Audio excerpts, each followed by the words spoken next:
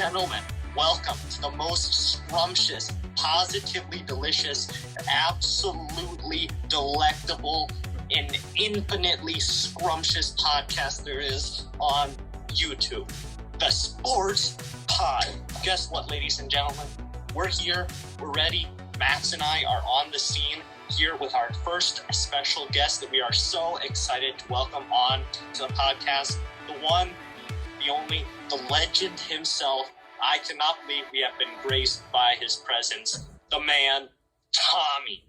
Welcome. What's up, guys? Glad to be here. Talk some football. I'm ready. Sounds good. Well, I'm just really looking forward again to talk about some playoffs, get into a couple of topics that we haven't talked about so far. So, to start it off, we'll get straight into the playoffs, actually. Last time we had the playoffs at the very end, but we will start off with them. So, for the playoffs, the first game in the AFC is Titans versus Bengals. So, Sam, you want to start us off with that game? I will start us off, and I would first like to acknowledge my 6-for-6 performance last week on the NFL wildcard with some incredible, well, maybe not that incredible. I did pick 5 favorites, but, it was impressive. So for this game, we've got the Titans with Derrick Henry activated today. He is going to be ready. He's fresh, probably fresher than if he'd been playing for the last 2 months. They've got Tannehill, they've got A.J. Brown. They've got a nice offense, a solid defense, and the current coach of the year favorite in the betting markets, Mike Vrabel. But as you know, I don't think he's the coach of the year. I don't think that they're the team for the job. My money's on the Cincinnati Bengals. I trust their offense way more. Burrow, Mixon, Chase, Higgins, Boyd, just go down the line. Uzama, I like their tight ends. I like their wide receivers. I like their quarterback better. Defense kind of balance out. No home field advantage hurts them. No bye hurts them. I'm taking the Cincinnati Bengals to advance to the next round.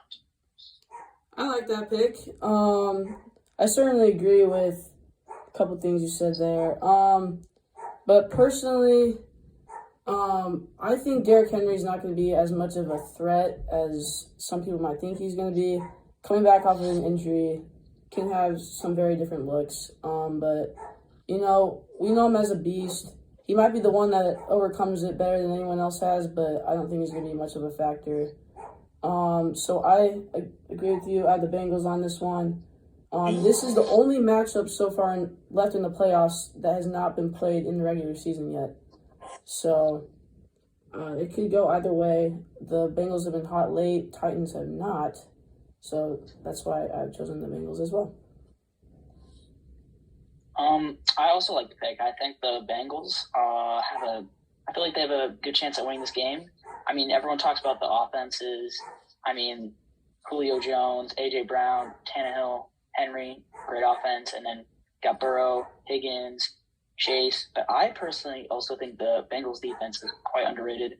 I mean, you got DJ Reader on that D-line, Trey Hendrickson, Jesse Bates in the secondary. Also, their corners for, starting Eli Apple.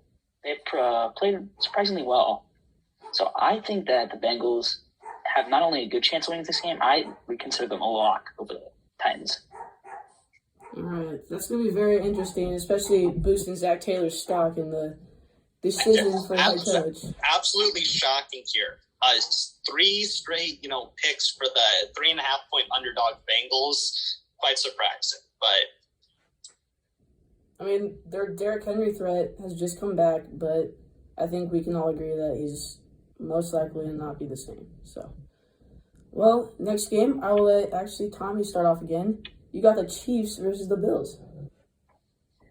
So, Max, I know that you're a big Chiefs fan, but I got the Bills here. Best defense in the league. I think that their defense all around is just amazing. I mean, those 2 safeties, best 2 in the league. I think that if they put 2 back, that Patrick Mahomes is going to have a tough time.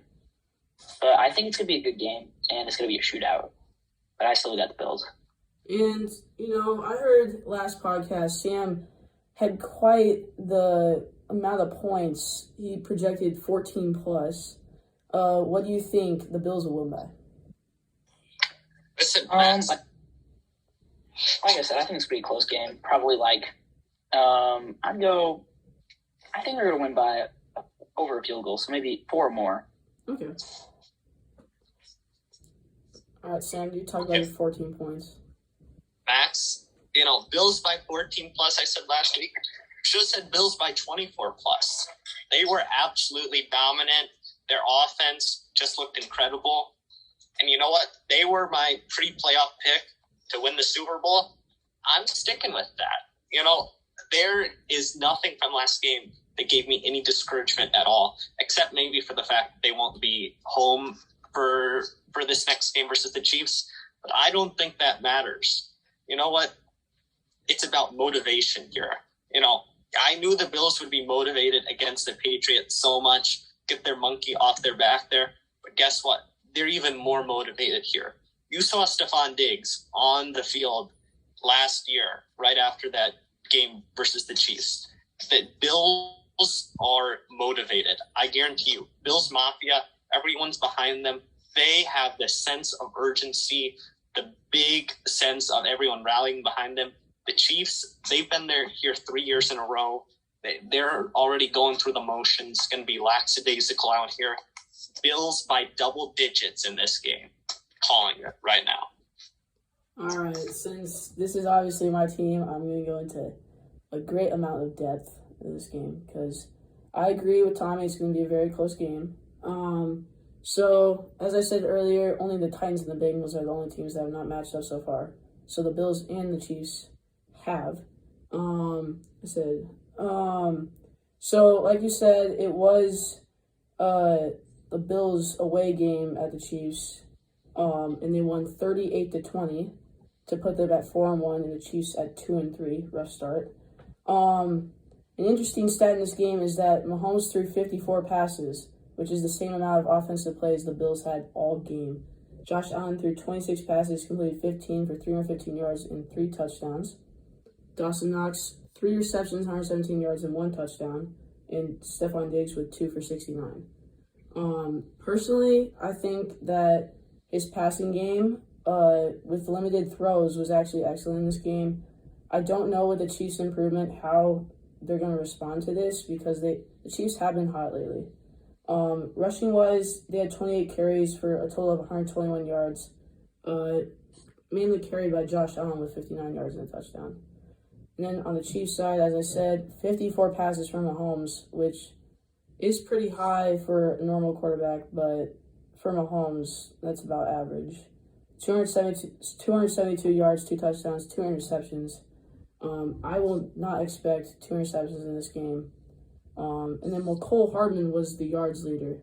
So personally, I think this was just a bad game from the Chiefs, and I will still have to back up my Chiefs in this game. I think they'll win by a slim margin of, I'll say 3. I want to keep it close. 3. Interesting. I know you guys will disagree with me. As they say, the tail of the tape, Max has the Chiefs on there by Tres Puntos. Me, I got Bills double digits, baby. They are, Stephon Diggs, the Bills offense, they won't let that Chiefs celebration happen like last year. I'm confident. Bills Mafia for the dub. No, I don't believe it. But anyway, we'll move on from the AFC. Now onto the NFC, which could be more of the upsets, which is what I think. First, we'll start off with number 1 Packers versus the 49ers. Who wants to start us off? Okay, well, first of all, Max, I'd like to clarify your comment on the upsets there. All three of us picked an upset, according to Vegas in this game. 2 of us picked the upset in that game, and then you say, more upset potential over here. Wait, what gives, I say there's more upset potential on the other side because I feel like for Max there is. A lot of people have the Bills favored. Vegas says Chiefs by 2, Max. It's not all about Vegas. We're not going by some bookie in the Bahamas, Max. We're going by the Vegas line here. No. So you're talking about all the random people that are betting on the game? What other line am I talking about, Max? Plus they give 3 points for home advantage, so you can't even say that, to be honest. Yeah, so Vegas is saying the Bills are a better team, but the line for the game says the Chiefs are favored to win the game. I don't understand how this is a difficult concept here, Max. So I got split on the left. I think there's more potential on the right. Okay. You're welcome to think that. You'd be wrong, but you can think that. It was my take. I wasn't saying it was a fact. You said there's more upsets here. You picked one upset on this side. If you don't pick the 49ers and the Rams right here, hey, I'm just saying. I might have some hot takes here, but I think all the underdogs can win here. In my opinion, I think that the 49ers, I don't know why, but I just have a feeling that they're going to match up pretty well with the Packers, and that the Packers won't be able to handle the run because 49ers O-line has been played spectacular this year. George Kittle's playing good. Jimmy Garoppolo's played all right. But if they put Deebo Samuel in the backfield, I just don't think they can contain him, personally. I totally agree. I don't know what to say. I totally agree. I think this will be a good game, and it depends on if Jimmy Garoppolo can just play decently and not turn the ball over, and they just got to give it to Deebo and let him go to work. I totally agree. I think just like I can't remember when the Chiefs won the Super Bowl because they did match up with the 49ers that year. What rank they were in the NFC, but I know recently the Packers sell in the playoffs. They just sell. I mean, the game they played earlier this regular season was 30-28 Packers with the win. But they did not have Elijah Mitchell or Raheem Mostert in the backfield, which makes me think, like Tommy said, that the running game is something that the Packers will not be able to handle. And it's going to be a different threat than last time. And then along with Deebo Samuel, I think it's going to be unfair for the Packers. I got 49ers by 7. 7? Maybe 6, but I'm going to keep 7. I think it's going to be the opposite score of the game before. I think 49ers are going to win 30-28. Really? What? Yeah. No field goals for Mason? This is very fascinating. And you might want to wonder why I'm wearing this. Take that off. Because what both of you just said was cap. I've been waiting to make that joke for the last 2 hours. It pains me as a Vikings fan to say it, but the Packers are taking this game. I talked about the Kirk Cousins curse last week and how since the Vikings beat the Packers will not get to the Super Bowl. But this isn't the NFC Championship game. They've lost multiple NFC Championship games. This is still the divisional round. They've got cold weather at home. I just don't see the 49ers winning this game. The 49ers are solid all around, but the Packers, they are going to draw off the home field crowd. They beat them earlier, and, they've been seeing this Deebo Samuel backfield trick for a while now. They've had 2 weeks to prepare here. They're going to be rested, ready, and they're going to take down the 49ers. I don't know. I think Tommy and I have to disagree with you, and I think majority rules. So you're gonna. Yeah, I can understand what we're saying is a hot take, and I could very well see the Packers winning this game. But I don't know why, but I just see the 49ers matching up really well. Once they get their running game, if they get their running game going, I don't think the Packers will stop them personally. But Aaron Rodgers is Aaron Rodgers, and he will show that. And if they win, they will lose in the NFC Championship to the Rams, the eventual Super Bowl champions. Oh, already foreshadowing there from my man Tommy. And I don't disagree with you on the possibility that they're going to win the Super Bowl. But something that I forgot to bring up is I have a suggestion for the 49ers. And I think they don't win this game if they don't have the more time of possession on the ball. Because if Aaron Rodgers has the ball for over 30 minutes, I think the 49ers are over. And if they keep running the ball like Tommy says they should do, and they have 35, 40 minutes plus, which would be really great for them, I think that's a dub for the 49ers. So they need to keep the ball for the majority of the time. Okay, Matt, sorry. I'm on the phone with Kyle Shanahan here. Yeah, he says that you have an excellent suggestion, but, so he will make sure to consider the time of possession. And, I was going to mention this for why I thought the 49ers had a chance, but I kind of pivoted off of that after you both took the 49ers. 2 years ago, the 49ers beat the Packers in that NFC Championship game. I could be wrong here, but I think the 49ers had like 200 yards rushing or something. They just ran over the Packers. Exactly. So I remember that. I think the key is going to be went off in that game. Yeah. Does Elijah Mitchell and Deebo Samuel have more rushing yards, or do AJ Dillon and Aaron Jones have more rush yards? No. I think the front seven from the 49ers is too good to allow them to even get the running game going. Aaron Jones might be a top 10 running back, and AJ Dillon you could argue for top 15. But I personally think that the 49ers might have one of the best front sevens, if not the best front seven in the league. Especially with Joey Bosa back, and he's played super good this season. Personally, my comeback player of the year, if not Derwin James. Oh, wow. So Nick Bosa is still on for this game, right? I think so, yeah. Okay. I might be wrong, though. If Nick Bosa is on this game, I feel like the Packers will definitely have some troubles rushing the ball. And as we saw last week, I feel like, Dallas doesn't have the best offensive line, but they got to Dak a lot. And I feel like if they keep that up, old Aaron Rodgers is going to have to lose some games sometime, and I feel like that's now.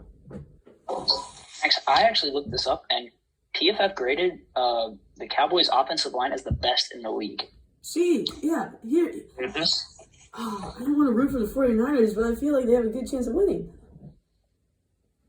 Max, that's actually my opposite. I don't want to root for the Packers, but I think they're going to win.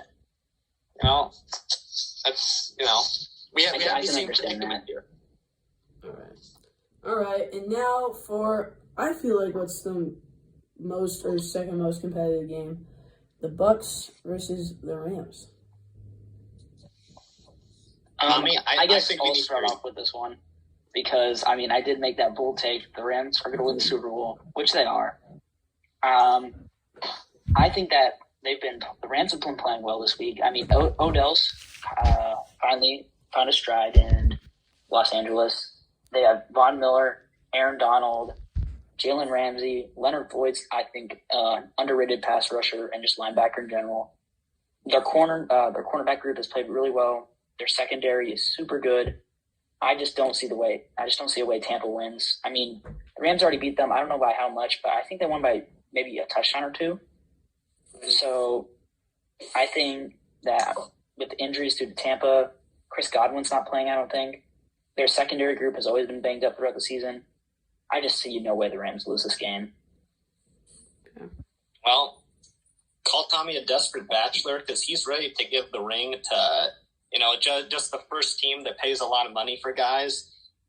There's something to be said for chemistry. I did say preseason Rams were my Super Bowl pick to win and the Super Bowl. Why did I just say Super Bowl multiple times? But anyway, I wouldn't be mad if the Rams win the Super Bowl because that means I'm right preseason.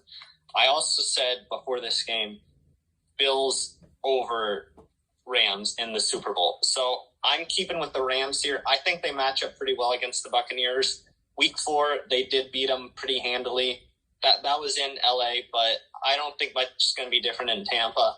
Tampa's lost a lot more since then. They don't have Godwin. They don't have Antonio Brown.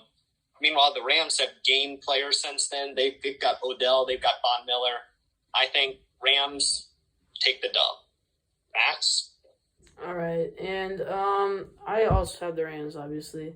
The first game, the game that they had between each other in the regular season was at the Rams, but even if it's at the Buccaneers now, I still see Rams winning this outright. Matthew Stafford had a great game against them the first time. I feel like he's still good, a little less inconsistent than he was earlier in the season, but just like you said, the new additions to the team, I feel like Tom Brady's had a rough last couple of weeks. I don't know where the running game's at. Antonio Brown left. Chris Godwin's out. Their only hope is somehow Rob Gronkowski, but I don't see it happening. So, yeah, Rams. Can I just say one thing? We went all this time without even mentioning Cooper Kupp and the amazing season he had. Oh, just the way Sean McVay used him. I like Cooper Kupp on one side, Odo on another, and then they also have Cam Akers back. Like, come on, I just don't see a way that the Buccaneers can win. Now this go ahead. That is true, but the reason why the Buccaneers are the favorite is because of that 44-year-old guy who's almost the ages of our dads. Tom Brady. He's just I have not liked him. I've not rooted for him, but for some reason he just manages to find a way to win. That's the only reason I have not made a bold prediction on like Rams by 14 plus. It's because of Thomas Brady Jr., but I still think the Rams are going to win. Let's be honest. Yeah. I mean, personally, I think Tom Brady was a lot closer to MVP than people were giving him credit this season. I mean, especially if you look at his team. I mean, Gronkowski was out the first he played like a few weeks and then he was out for like 5. His receiver room has been subpar this year just due to injuries, and he still threw for the most yards, touchdowns, and this was probably his best season or just one of his best seasons ever, which is wild at the age of 44. Yeah, leading the league in passing yards and passing touchdowns. That's the reason, Max. I want Tommy to say on this very, very quickly.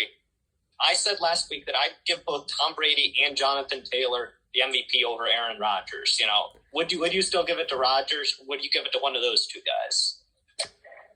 Personally, I would love to see Jonathan Taylor win, but just losing to Jacksonville, that's such a hit to it. But I would give the MVP to Tom Brady over Aaron Rodgers. This is ridiculous. I've been saying this. Thank you, Tom. I've been trying to I don't know why. I don't really root for Tom Brady, but I just love him as a player. You just can't. People need to admire greatness for what it is. He was the greatest player in football, probably, and people just hate on him. He probably the best season, or one of the best seasons for a quarterback we've seen in a while. Maybe not a while, but like definitely this season. Yeah, I'd give it to him. Tom Brady breaking the Madden curse. But anyway, I think that you guys are just full of it. I don't understand. Yes, Tom Brady had a good season. I agree. But I don't know. Has Aaron Rodgers ever been on the Madden cover? He's definitely been recognized for what he's done. I don't like him as a person, but he's a great player, and he definitely deserves it this year. Max, I know he missed one game, but he had finished 12th in passing yards this year. He finished behind Kirk Cousins. Kirk Cousins is a great quarterback. I will give this one thing to Max though. After the first, if you take away the first game with the Saints, I think he's thrown one pick. Facts. Throughout the whole season, which is incredible. But that's only through 15 and a half games then. But that's still amazing. I'll give that to Max. Shout out to Aaron Rodgers just doesn't turn the ball over. Yeah. He just doesn't. Yeah, that's true. But I could see him turning the ball over because I see a lot of his players dropping balls and all of a sudden they just end up in other people's hands. But yeah, shout out to Aaron Rodgers for the fantasy points this year. Let's move on. Next up, we got a lot to talk about last year's draft and this year's upcoming draft. So obviously we'll go chronologically and we'll start with last year's draft. Does anybody want to start off the best? What do you think are the best picks? Maybe best pick? I can go if you want. We got to go to the resident draft expert, Tommy, Max. You got to let him go first. True, yeah. I've tried to do a lot of research over the draft, especially this upcoming one. But last year I did do my research, and a player that stand out, easily Micah Parsons, probably best player so far from the draft. 12th overall to a Cowboys team that needed him. Amazing pick. I think I know I'm a Chargers fan, but Rashawn Slater at 13, the best tackle in the draft. we're only going first round, correct? Yeah. I mean, and then also, hey, if you have someone from one of the other rounds here, you're welcome to mention. All right. I'll give an honorable mention to Creed Humphrey. Like statistically, the best center in football as a rookie. Also, that one guard that they drafted, Trey Smith, in the 6th round. Chiefs offensive line has turned around. But anyway, my final one is Jamar Chase. Amazing rookie year. I don't know what else to say because those 3 rookies from the 1st round have just played exceeding expectations. I gotta give it to Tommy. That must have taken a lot of guts from a Charger fan to, compliment my Chiefs right there. You guys kind of sold at the end there, and I feel terribly for you guys because you guys definitely deserved it over the Raiders. You guys let them have the 5th seed, which is ridiculous. But anyway, go on, Sam. First of all, let alone the Chargers deserving it over the Raiders. I think we needed to see the Chargers over the Steelers, first of all. I would have loved to have seen a Justin Herbert, Patrick Mahomes playoff game. I'm just saying. I personally think the Chargers could easily win that game because I think get that out of here. We saw this in Arrowhead earlier this season. I completely get a shootout, last possession wins. I could totally see the Chargers winning that. Nah, it's a playoff Mahomes. I don't know why our team just cannot compete in clutch situations. It feels we lost to the Texans by like almost 20, maybe. No, maybe it wasn't that. Like 15. Rex Burkhead popped off. Let's go. He did get like 150 yards. We have to draft interior offensive line. Jordan Davis is my pick to the Chargers in the draft. Okay. Interesting. Maybe he'll fall that far, maybe not. But So anyway, it's probably up to me to address the draft here first. Max, I got a question. Do you know what this is? You're covering half of it with your hands, so no. I'm sorry, Max. Do you know what it is, Tommy? Stanley? Well, here's the hint. It's a stud finder. And, I think both the Bengals and the Cowboys, they were the biggest winners of the drafts because they found a stud. So, well, it actually went off. So, Max, I put it up to the screen. So maybe you're a stud. Anyway, Jamar Chase, very impressive. Micah Parsons, very impressive. Offensive and defensive rookie of the years in my book. Micah Parsons probably a little bit more impressive. They are clearly 1-2. And Tommy, you mentioned Rashawn Slater there. Before you said that, I did a little bit of research here. Rashawn Slater was one of 4 rookies to make the Pro Bowl. The other one, besides those 2 that I mentioned earlier, was Kyle Pitts. I just wasn't overall that impressed by it. He was like their only receiving option after Calvin Ridley got out. He got a lot of garbage time stats. Mm-hmm. So I might actually say that Rashawn Slater was the number 3 overall rookie this year. He was very, very highly graded as an offensive lineman. And, I'd probably give it to him. Maybe just because I'm a Vikings fan, I need a quick mention of Christian Darrisaw. Yeah, he was dealing with a groin injury for a good amount of the year. But in the games he played, he was quite good, pretty highly rated as an offensive tackle. He was really up there with Rashawn Slater. They were with, offensive tackleness. I can't really list any stats for offensive tackles because, they blocked. They were good. Yeah, they were good. But I'm giving it to Rashawn Slater as the number 3 rookie this year. You guys are forgetting about one person, and I will. You know what? I'll start off with my number 1. I think, Sam, was this your number 1, Jamar Chase? Was that your number 1? Nah, I said Parsons was number 1.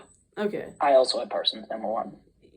Okay, I respect Micah Parsons, but incredible rookie season from Jamar Chase. I think, did Justin Jefferson have just over 1,500 yards last year? I think he did his rookie year. Jamar Chase was just 100 yards under that, 81 receptions, which is quite a few, 1,455 yards, 13 touchdowns, and I didn't even include his rushing stats, but, I mean, I forgot to look at what his run after catch was. It must have been a lot of yards because I just think it was incredible how he basically transformed that team into a vertical threat. You saw that firsthand with the Chiefs.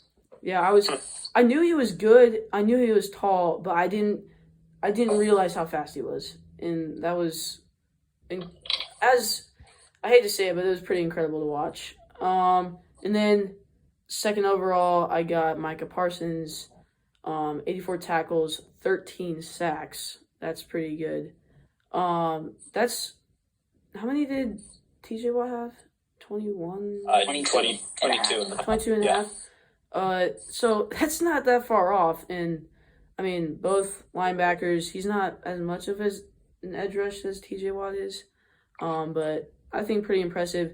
No interceptions, but soon to come. And then number 3, which I think arguably sometime in the future could become the best person in this draft class, Najee Harris. 1,200 yards, 7 touchdowns, along with 74 receptions for 467 yards and 3 touchdowns. That's a lot of all-purpose yards, over 1,600. Really carried the Steelers right there, especially under Big Ben. They needed that help. Great pick at 24. I just see him becoming a big threat in the future. And then I also was impressed with Jalen Waddle's performance, especially with, he was basically the only receiver that had anything to do with that team besides Mike Gesicki. But he wasn't in that much. I don't really like Tua Tagovailoa. So props to Jalen Waddle. And then if I was to say there was one outside the first round that was really good, you guys might disagree, but I was really impressed with McPherson out of for the Cincinnati Bengals. Gotta give it to the kicker, dead accurate. Can kick really far. I don't know. Will he someday overtake Justin Tucker? I don't know. I think great 4th round pick. And then I will start off the worst pick. I will not say Zach Wilson, mainly because I think he's just on a garbage team. I don't think that's his fault. I will go with Trevor Lawrence because I think he had some threats. Yes, I know he did have a garbage team as well, and under Urban Meyer, who isn't a terrible coach, he's just a terrible person.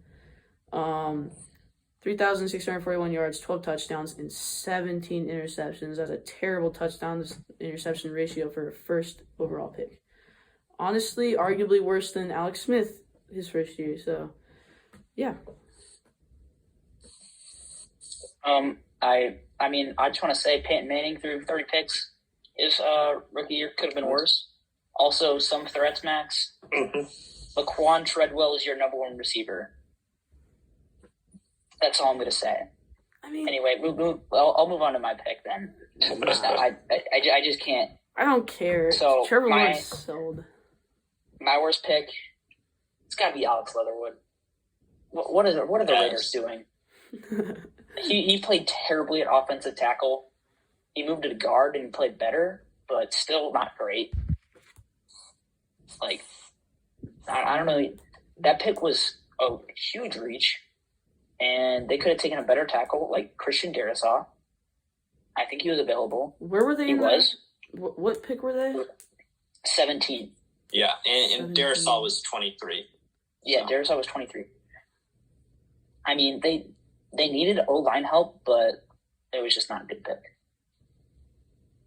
Yes, the Rams GM, his record on, not the Rams, the Raiders GM, his record on first-round picks, Henry Ruggs, Damon Arnett, who those dirty Chiefs decided to sign, Alex Leatherwood, it was just absolutely abysmal. But,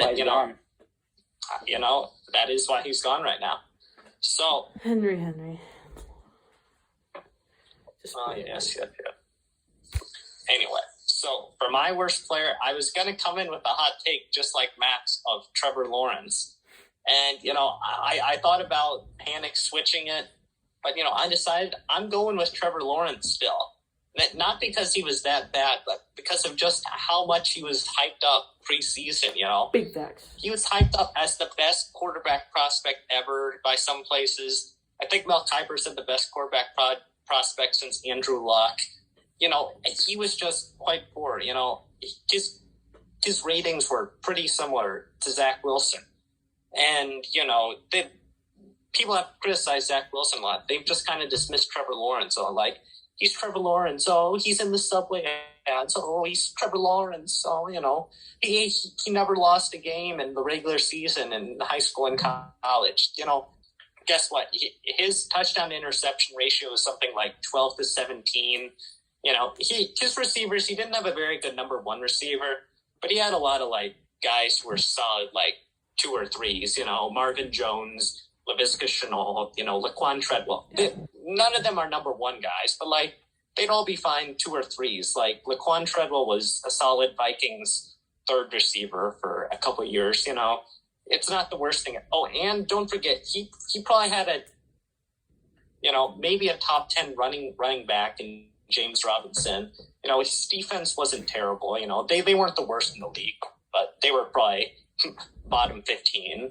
And, they just didn't win enough games to get out of the number one pick. So Trevor Lawrence, most disappointing. I totally agree. You said it way better than I did.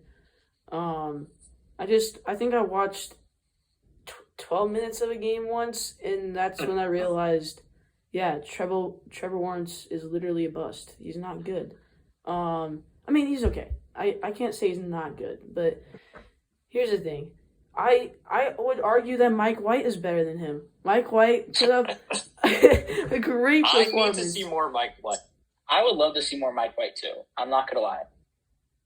Wait, I'm blanking. Who's the third-string quarterback for the Texans?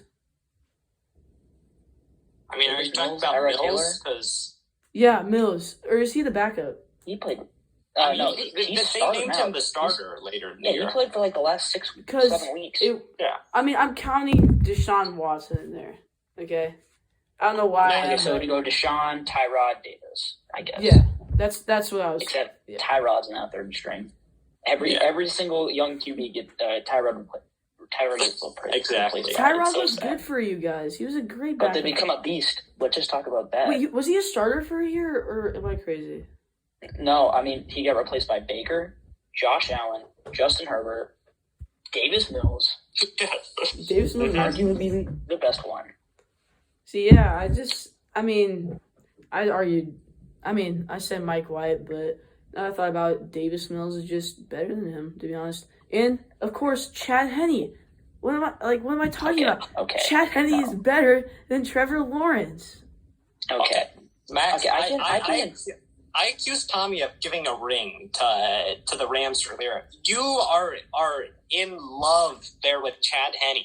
He had one 11-yard scramble. And remember 2 weeks ago where he fumbled on 2 straight snaps, Max?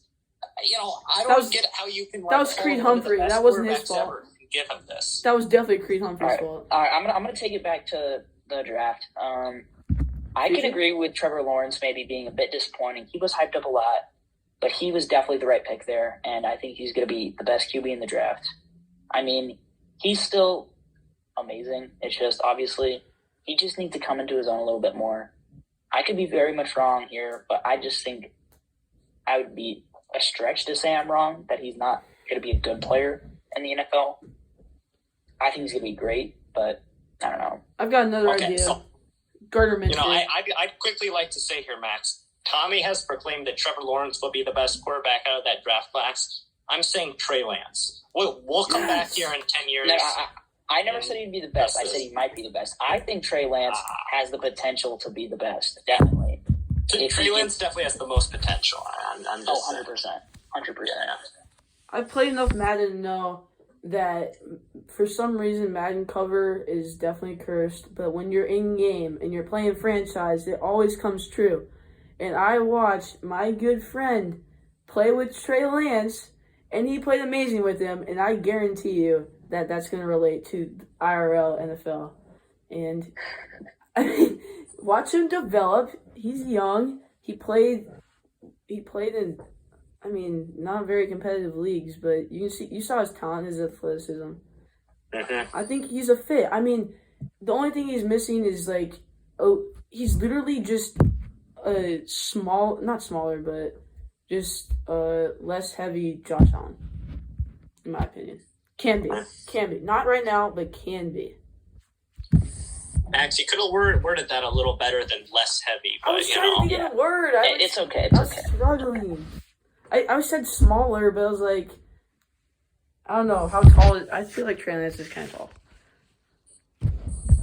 Yeah, well, Trey Lance, stud finder. It would go off if I turned it on, but I'm not turning it on again. So there you go. Boys, I am just gonna let you know I am gonna have to head out soon. Maybe a few minutes. So you got to at least put in your upcoming draft. I will go over. I'll just go over my top 10 real quick. This is quick. So first, I think Aiden Hutchinson's gonna go first, but personally, I think Kayvon Thibodeau is better. So I have him going number 2 to the Lions. Aiden Hutchinson number 1, and then I think that the Texans should not pass on Kyle Hamilton. He maybe could be the best player in the draft. It's just safety just doesn't normally go that high. Then I have the Jets taking Derek Stingley Jr. There's a lot of good tackles. Also, can I say tackle is really deep in this class, and it could go number 1. Evan Neal's a monster. True. But I think Derek Stingley is going to be taken just because he's an amazing corner, and they can get tackle later. And I have the Giants going Evan Neal, and then Carolina, Ike Mekwonu, great run blocking tackle, which they run the ball a lot. I mean, they do with McCaffrey if he stays healthy. Then I have the Giants going edge with George Karlaftis. Just good, solid edge. I think he's a senior coming out of his 4th year. So he should be pretty decent or even pretty good. And then I got Andrew Booth Jr. going to the Falcons. Maybe hot take, but I feel like if they get 2 really good corners, A.J. Terrell should have been all-pro this year, in my opinion, over Trayvon Diggs. He's the picks, but A.J. Terrell was amazing. And then I have kind of a hotter take. I think the Broncos go David Njoku here. Great edge for Michigan. No one talks about him because other side, Aiden Hutchinson, but he's incredible, and they need to replace Von Miller. So I think that's your Von Miller replacement. And then finally, number 10, I have Charles Cross, another great tackle. So I think that's 3 tackles in the top 10, 4 edges, 2 corners. And right before you go, go ahead, Max. I just want you to really quick talk about why quarterbacks aren't very good this year. Quarterbacks, I mean, obviously they're going to go in the first round just because they're here. It's a huge position of need. I think the first QB is going to be taken at number 11, so just outside the top 10. It's going to be Matt Corral, my QB1. He's pretty good. It's just they don't really have the potential. Malik Willis has the best potential, but he doesn't have the best game right now, so that's why I think he's seen lower. But if I just go to QB, I mean, you tell me some of these guys. Kenny Pickett, okay, but he's like he's pretty old. Yeah. For a player. Matt Corral, I think he's going to be pretty good, in my opinion, if he gets the right system around him. Sam Howell, you saw what happened when they took his good weapons away. Not very good. Carson Strong, immobile as hell, cannot move at all. But he has a great arm. I'll give him that. Desmond Ridder's, I mean, he's okay. Quarterback for the number 4 Cincinnati. And then Malik Willis, who has easily the most potential and can be the best. I agree. But he might go second round, not even first. Fair enough. And I think that's it for me, guys. Appreciate you having me on here. But I got to go. Thank you so much. Tommy, you've been the best guest ever on the Sports Podcast. We will definitely get you back before the NFL draft a couple more times. You know more on the NFL draft than either of us. Tommy's definitely coming back. All right. Hey, I appreciate it, boys. See ya. All right, see you, Tom. See ya. All right. Oh, well. We Just really us, appreciate Max. him. Yeah. Just us. Tommy, when you see this, we really appreciate you coming on. You're definitely going to be on more episodes. Of course, you had a terrible take for the Bills over the Chiefs. We will forgive you on that. That is okay. Everyone makes mistakes. No one's perfect. I do agree with you on a couple things, though. I appreciate your preparation. I know Sam does as well. And maybe sometime I don't know. We'll talk about a different sport, but I know we will focus on the NFL right now. And now for Sam's special, head coaches. Start us off, Sam. Whoa. Okay, so I'd first like to say I've been very interested in the head coaching search, as unlike Tommy, he did mention that, actually. He's a Chargers fan and Max is a Chiefs fan. They are not looking for head coaches. I've been very invested in the head coach search here, and I have written down every head coach to get an interview this year. It's quite lengthy, but, I'm just going to quickly run through the list of all the names, and then I'm going to give you my top 5 hires if I were a GM of just a random team. I have a request. Can you okay, go ahead, man. Can you, for your number one, give him, say who you think most likely will hire him? Because there have been a lot of fired coaches recently. And do you know how many you have on there?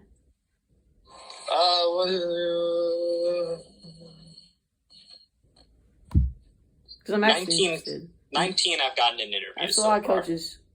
Are a lot of them offensive coordinators? It's pretty even, Okay. I figured there'd be more positional coaches and more former coaches than I've seen, but Okay. Okay. So let's get into the list of everyone to get an interview so far. First of all, Rich Bisaccia from the Raiders, interim coach. Got Kellen Moore, offensive coordinator, and Dan Quinn, defensive coordinator from the Cowboys. Likewise, we got Brian Dable and Leslie Frazier, both getting interviews from the Bills.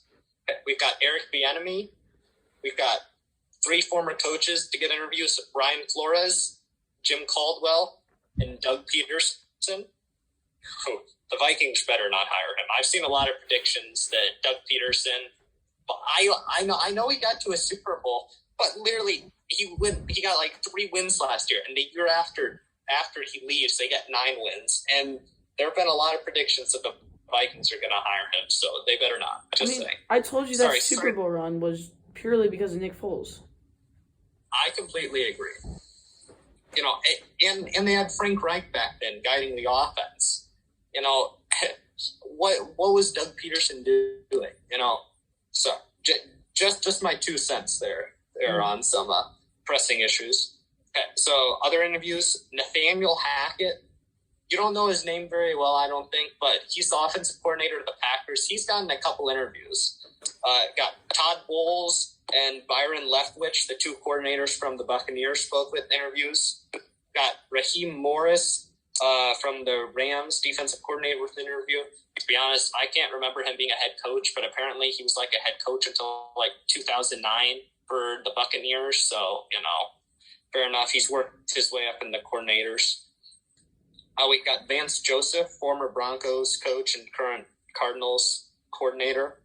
We've got Brian Callahan, offensive coordinator of the Bengals. We've got Jared Mayo, linebackers coach of the Patriots. A guy sneakily gotten 3 interviews so far. I've never heard of his name before 2 days ago. Jonathan Gannon, defensive coordinator of the Eagles. I was shocked that the Vikings interviewed him, but, they did. And last 3 coaches here: Joe Lombardi, offensive coordinator of the Chargers; Luke Gatzke, QB coach of the Packers; and last random one, the Texans interviewed Josh McCown for their head coaching job. So, oh heck no! Not Josh McCown. Please watch your language, Max. This is a PG podcast. That was PG. Please. All right, but anyway, where's Jim Harbaugh? Okay. So I'm just gonna get right into my top 5 here. Let's be honest. At number 5, got Dan Quinn, Cowboys defensive coordinator. He was solid with the Falcons. He took them to the Super Bowl. Their defense was pretty good there, at least for the first 3.5 quarters when they only gave up 3 points. But then they kind of fell apart. He has had such an impressive turnaround with the Cowboys this year. I've just been very impressed. So, that's why he's checking in at number 5. At number 4, Rich Bisaccia, Raiders interim head coach. But the Raiders have not lifted the tag. They've been interviewing around. They gave him an interview. I think it would be a big mistake for him not to keep the job. And if not, I think someone else should pick him up. I mean, just look at how he managed the crazy situations the Raiders had this year. The whole John Gruden, Henry Ruggs, Damon Arnett, all those hoodlums down in Vegas. To keep the team together like that, it was an impressive coaching performance, and I think he deserves to keep the Raiders' job. And if not, someone else should pick him up. And then at number 3, we've got Brian Flores, former coach of the Dolphins. Hello. I thought the top 3 for me were very tightly bunched there, but I think sometimes for 1 and 2, you got to go with a little more potential. It's like Flores, you know what you're getting almost right now. You know you're going to get a good, solid coach. If you want to take a shot in the dark at a great coach, though, don't go for him. Team. He did have a trash team, and his defense was actually all right. With some of the talent, but the offense did not have talent besides Jalen Waddle. But he is a defensive coach. Sometimes I heard that he obviously got fired from the job though, which gives you some little what was going on behind the closed doors. Was he hooking up with the GM's daughter? Exactly what's going on here. Sometimes you got to question, he got fired for some reason, no matter what it was. And that would just question me from putting him in at number 1. 1 and 2, I've got very close together here. And for number 2, I'm going to say Eric Bieniemy, offensive coordinator of the Chiefs here. Maybe I balance this list a little more towards who I'd like to see the Vikings hire. And I would like to see them hire an offensive coach, someone who runs a system that would work well with, Vikings players. I think Eric Bieniemy, he studied under Andy Reid for so long. All those guys with that coaching tree, have done quite well, and I think he would be a good coach. Chiefs fans would be distraught if he were to leave. But, I think some people have said that he did some questionable things way back in the 90s. I don't really care about that. I mean, Andy Reid's parenting isn't great, and, he's still a great coach. I mean, Mike Zimmer had a marriage fall apart, but he's got a hot girlfriend, so who really cares about their personal lives? You don't have to suck up to him anymore. He's not on the team anymore. Hey, I'm just trying to make Max crack a few smiles here, and now that Tommy left, it's all up to me to keep the energy going. Well, Max, you bring some energy too. Don't worry. Gosh, that expression on your face there. I'm going to that point in the podcast and screenshotting that facial expression, by the way. Hey, I make the thumbnails. Okay. I can screenshot from anywhere in the podcast, though, Max. Don't blame me. I do all the work, though, I feel all the editing, all the thumbnails, some credit's got to go to me. Yeah, Max gets more of the credit for all. Max doing the editing, the piecing together the thumbnails. I'd be willing to make the thumbnail. I came up with the idea as well. Max is definitely better than me at editing, but I think I could get a decent thumbnail going. But anyway, my number 1 head coach, Max, can you predict who it is, or should I'd like to give you a shot to predict? You have to run through your list again, because I forgot most of them. Okay, I'm not doing that. It's up to you to put in the effort to listen. Number 1, I've got Brian Dable of the Buffalo Bills. I would have never guessed look at how crazy their offense has been. Their weapons, their running backs are just okay. Sure, he's got, a top 10 quarterback, but Devin Singletary is not a top 20 running back. Stephon Diggs is a top 10 wide receiver. But who's their number 2 wide receiver? Cole Beasley, Isaiah McKenzie, You just got to give it to great offensive team. Don't disrespect my tight end. Dawson Knox is borderline top 10 tight end too, Max. Brian Dable's coaching job has been incredible. I think he deserves a shot at the head coaching job. From what I've seen, breaking news is that the Giants are narrowing in on him. Hopefully, the Vikings or someone else will snatch him up. But he'll get a job this offseason, and he would be my number 1 pick as a coach this offseason, Max. All right. I'm just going to follow up with that with a brief segment of my top 5. Number 5, I got Urban Meyer. Great coach. Did some questionable stuff, but I think he can bring it back with any other team besides the Jags. Number 4. What was your number 5 again? My number 5 was Dan Quinn. Yeah, number 4, Dan Quinn. Yes, he definitely stepped it up. Brought a team to the Super Bowl. Great defensive coordinator. Really developed Micah Parsons.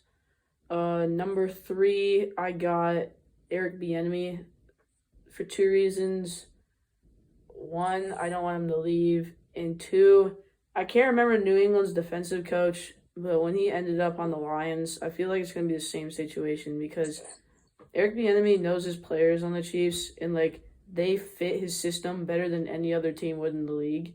Because the Chiefs have the most unique players. You can't argue that. You got Tyreek Hill, the fastest player in the league. Patrick Mahomes, which can basically throw any pass you want with a lot of throw power. Travis Kelce, best tight end in the league. Stepping up the offensive line. The running back situation has been weird lately, but I mean, was he on the team when Kareem was? I think he was. But anyway. Yeah. Yeah, I feel like, is it Matt Patricia? Is that his name? Yeah, for the Lions. Yeah. I think if he was the head coach, I feel like it'd end up the same way. Number 2, I got Jim Harbaugh. Great, fabulous coach for the Michigan Wolverines. Obviously, he hasn't even gotten an interview yet. I'd like to clarify. I put him on my list with a dot right here, for proof. He's on there. He has not gotten an interview, though, so he has been rumored. Sorry. Yeah, I don't know how well he's going to do when he comes back, but I've heard great things about him. The first Super Bowl I remember watching was the Harbaugh brothers Super Bowl. So, I feel like he's a good quarterback. The quarterback coach. And then number 1, obviously, my man Brian Flores basically carried a terrible team. That's basically all I have to say because 2 or 3 years on the team brought him up. And, yeah, I feel like he has the most potential. Okay, Max, if people didn't think you were 14 from, just what you look like, they're going to think that after saying that 49ers-Ravens Super Bowl is your first Super Bowl you remember. I remember. I can remember that Cardinals-Steelers Super Bowl. I went with my parents, over to the Super Bowl watch party. There was some good food, all that good jazz. I have memories of that. That was 3 or 4 years before that, 49ers-Ravens. What Super Bowl was that? I'd say 49ers-Ravens was 2012 or 2013. And I think that the Steelers-Cardinals was probably 2009 or 2010. Dude, I can't remember who the Packers were playing, but they won that year, and I remember that's the first game. That's the first Super Bowl I remember. I clearly remember that now. I don't know. I don't remember a Cardinals. I cannot. That might be 2008 here, Max. I don't know. It's been a while since Aaron Rodgers won. It was Aaron Rodgers with Donald Driver, Jordy Nelson, and Greg Jennings. They won it in 2011. Greg Jennings and Randall Cobb. 4 very solid wide receivers. Let me just say them again.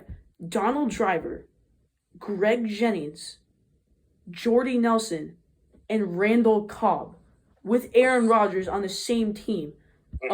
They did have... Was it Eddie Lacy? That's the kind of help that Aaron Rodgers needs to win a Super Bowl. I'm just saying, Was it Eddie Lacy that was on the team at the time, or was that later? Nah, that was later. Eddie Lacy was there. Who was the running back? I don't remember. But anyway, that's the first one I remember. It might have been against the Steelers, but that might be a stretch. Mm-hmm. Well, just remember, Greg Jennings carried the team on his back that year, Max.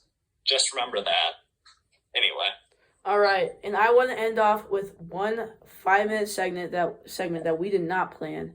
Because I'm surprises. I just want to do something fun that I can maybe throw some graphics up on the board.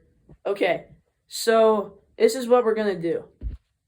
Sam, you are going to go on your phone and you are just going to do a random team generator. And unless we want them to be bad, because what we're going to do is we're going to pick a new position, 2 new positions, 1 offense and 1 defense, that we think could really rebuild the team. That could be in the free agency that we could trade for. Yeah. So I need to know what this random team is. Put it on the board. Put it on the screen. I want to see it. Okay. So we are clicking a generate button. Right? Am I on it? Generate. Listen, it's the Los Angeles. No. Rerun. We can't rebuild the Rams. That's like literally the most stacked team. Okay. Generate. Nope. Redo. Ooh. Philadelphia Eagle. Do you think we do this one? I feel like they're a little young. I think we can do this one. Do this one? I don't think they were as good as their record said they were this year. Okay. So. Okay. Max, straight up, your first decision. What do you do at the quarterback position? I was surprisingly kind of impressed, but not impressed at the same time. Because Jalen Hurts was a very mobile quarterback this year. And I feel like that's the ideal quarterback in the NFL now. I just don't know if I want to trade him or not. I know he could be potential for other teams. You know, there have been some rumors that the Eagles have been going after Deshaun Watson. Yeah, I know. That's what I was thinking. That was what was in my head for offense. Yeah. Who they have? They got Dallas Goedert at tight end. Solid. We're keeping them there, I feel like. Running back... Miles Sanders was really good this year. Towards the end of the season. Devonta Smith. Gonna develop. Was it Quez Watkins? Yeah. Mm-hmm. Is that the 2? You also got Jalen Reagor in there, you know. Oh, yeah. I forgot. That should have been like... How many years ago was that? Is he a rookie this year, or is he second year? This is second year. Yeah. Dude, he was terrible this year. Okay. One of the biggest draft busts, you know. Okay. Time. I feel like you'll know the defense better than me, and so you can outright do the defense. So you can clarify my offensive decision. Right now, I feel like the difference between the Eagles being a great team and an average team is the most key player on the field, and that is your quarterback. Mm-hmm. Take Jalen Hurts and put him to the highest level. And I'm going to pick 2 players for this because one of them is controversial, and we've already said him, Deshaun Watson.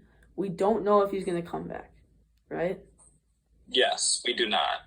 So I feel like if he is coming back, I'd put stock into him. I feel like they could do that. They could give up some first rounds. They're there because I don't feel like Dallas is too dominant in this division right now. I feel like they were. I thought they were better until I watched that 49ers game last week. So my backup QB though, in case Deshaun Watson doesn't work. Wait, do they have Gardner Minshew as their backup? Yes, they do. I still wouldn't use Gardner Minshew.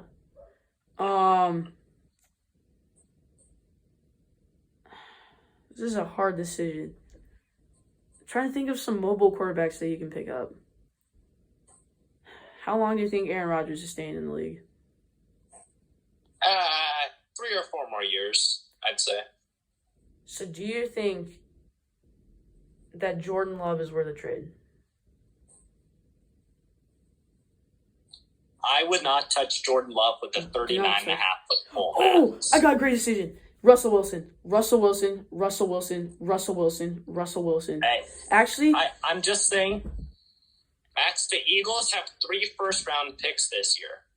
I'd offer those 3 and Jalen Hurts to Seattle for Russell Wilson. We're so smart. Max, I think let's not do all 3. I feel like we could get away with Jalen Hurts in maybe 1 or 2 first rounds because I think you'd probably have to do 2. Or because are we keeping Jalen Hurts? Was 2 firsts and Jared Goff. So I think Russell Wilson, you're going to have to at least do 2 first hurts and maybe something a little more.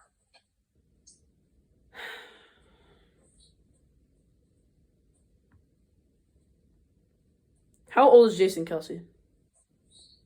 Oh, well, I've got their roster pulled up here, so he's 34. Oh, trade him away. Trade him away. Jason Kelce, Gardner Minshew. Do you think they would accept Gardner Minshew, or do we have to? Gardner Minshew is a good backup. Okay, so Jason Kelce. I think Gardner Minshew fits better with the scheme of like Russell Wilson to like be his backup. So, but let's just say that they're not going to accept Gardner Minshew, okay? Because I don't think they are. So we'll do Jalen Hurts, Jason Kelce, 2 firsts, because you think that should should easily bring in Russell Wilson. I feel like that would very much improve the Eagles. So great start off to an offensive rebuild. Now we need to hear some defensive takes. I think we hit the nail on the head right there with the offense. Yeah. So defense, I'm looking through their defensive line. I think is solid. Derek Barnett. They got Fletcher Cox. How many more years? They got Javon Hargraves. How many more? They could maybe. They got Ryan Kerrigan too, who's a little old, but the defensive line is solid. I don't think they need a lot of work there. Their linebackers could definitely use a little improvement here. I mean, they got Alex Singleton,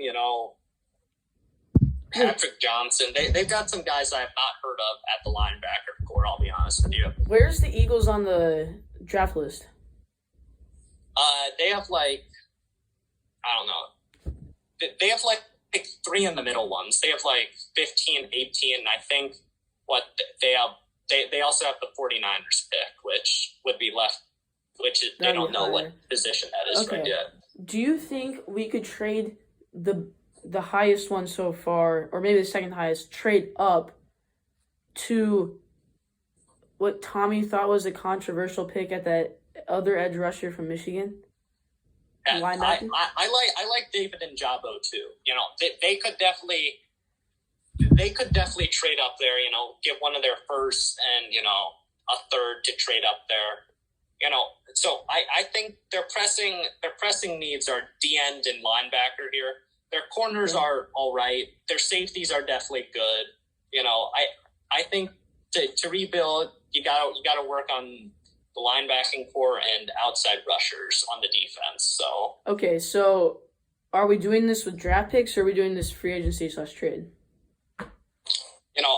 I think it's a lot more fun to say you're doing this with draft picks.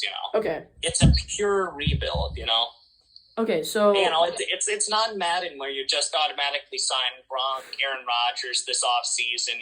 Just outbid everyone. But yeah, so will we trade? Do you think we have to trade up to get this guy? Because Tommy said it was a stretch, and I haven't looked too many at too many mock drafts, so I don't know how high he is. It's a very strong DN draft. I think it's very likely. There are multiple guys around the 10 area. George Karlaftis too. I think Tommy had Karlaftis and Jabo at 9 and 10. I've heard. I could definitely see one of those guys slipping. Who's that again? Because I've heard his name. Who's he George Karlaftis. Yeah, where's he playing? Purdue. Yes, of course I've heard of him because Nebraska played him. Obviously, yeah. He was so good against us.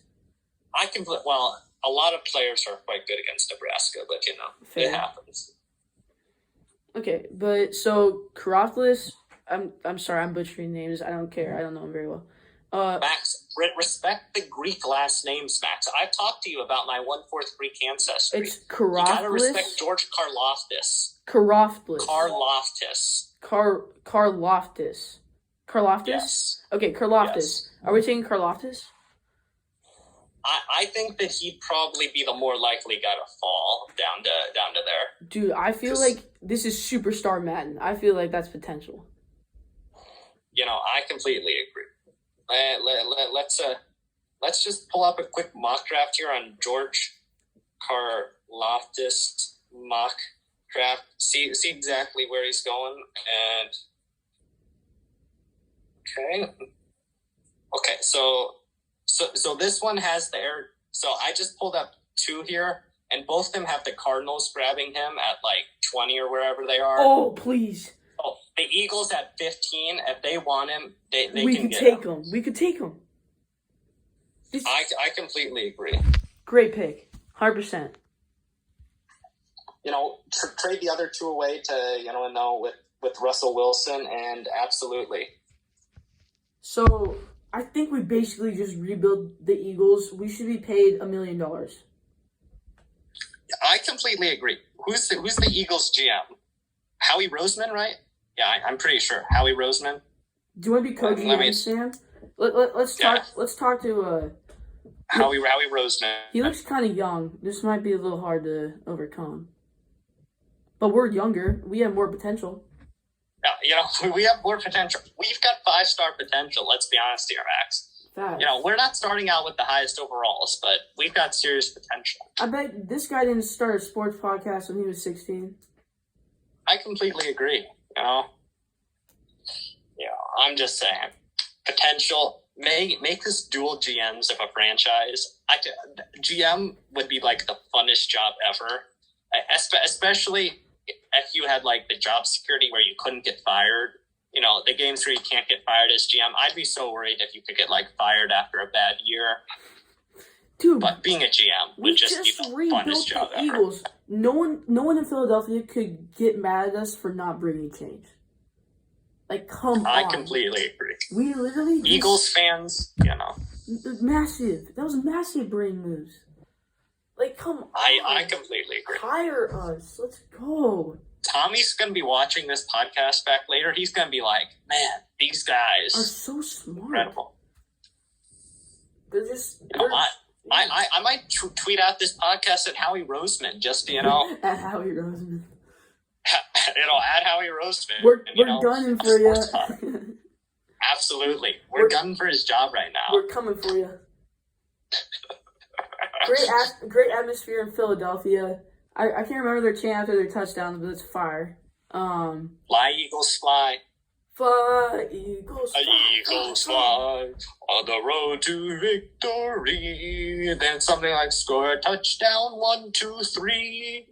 Okay, we're going to get copyright claimed for my perfect rendition of the Fly, Eagles, fly. Not copyright claim. We're not even earning money for this, so.